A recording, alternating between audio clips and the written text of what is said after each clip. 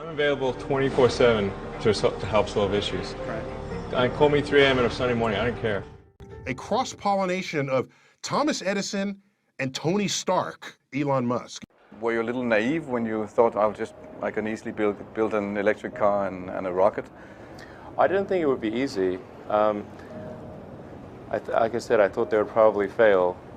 But you know, like creating a company is almost like having a child. So it's sort of like, how do you say your child should not have food?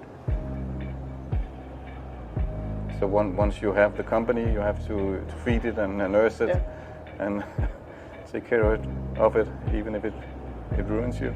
Yeah.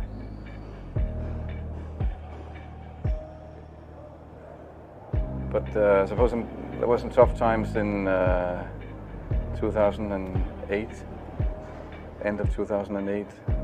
How did you get through that period of crisis? Yeah. Can we just break for a second? Sure, of course. Yeah. You want to wait a little while? Yeah, sure hope it was worth it. Sure hope so. Pardon me? Sure hope it was worth it. It's everything. And I was borrowing money from friends to pay the rent. Well, I mean, Tesla really faced a severe threat of death due to the Model 3 production ramp. Essentially, the company was bleeding money like crazy, and just if we didn't solve these problems in a very short period of time, we would die. And it was extremely difficult to solve them. How close to death did you come? Within single-digit weeks. 22 hours a day, or like what? How many I hours? was working, so 7 days a week, sleeping in the factory. I worked in the paint shop, general assembly, body shop. You ever worry about yourself imploding? Like it's just too much? Absolutely. No one should put this many hours into work. This is not good. People should not work this hard. They should not do this. It's very painful. Painful in what sense?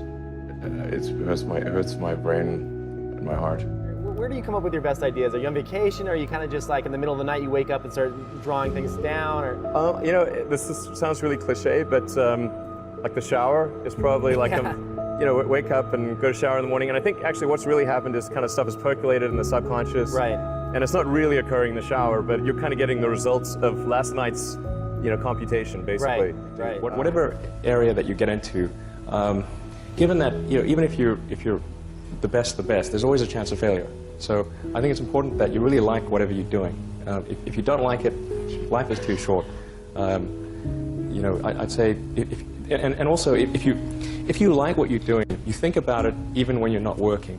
I mean, it's something that your mind is drawn to, and if you don't like it, you just really can't make it work, I think. When you had that third failure in a row, did you think, I need to pack this in? Never. Why not? I don't ever give up. I mean, I'd have to be dead or completely incapacitated. Starting a business, I'd say, number one is have a high pain threshold. That's it. There's a friend of mine who's got a good saying, which is that starting a company is like eating glass and staring into the abyss. Okay, that's generally what happens, because when you first start a company, there's lots of optimism and things are great, and then so happiness at first is high. Then you encounter all sorts of issues, and happiness will steadily decline, and then you'll go through a whole world of hurt.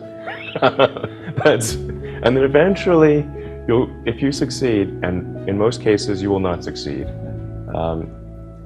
and Tesla almost didn't succeed, came very close to failure.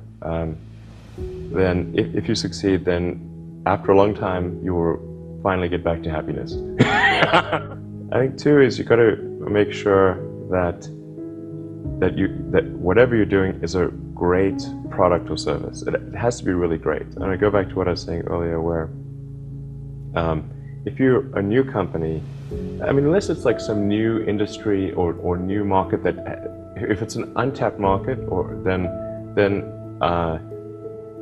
you have more ability to,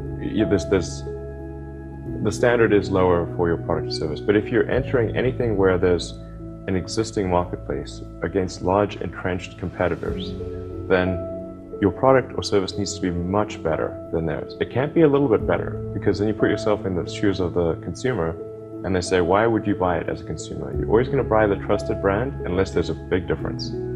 So a lot of times, you know, an entrepreneur will come up with something which is only slightly better. And it can't just be slightly better. It's got to be a lot better. Number 3, I'd say, is constantly seek criticism.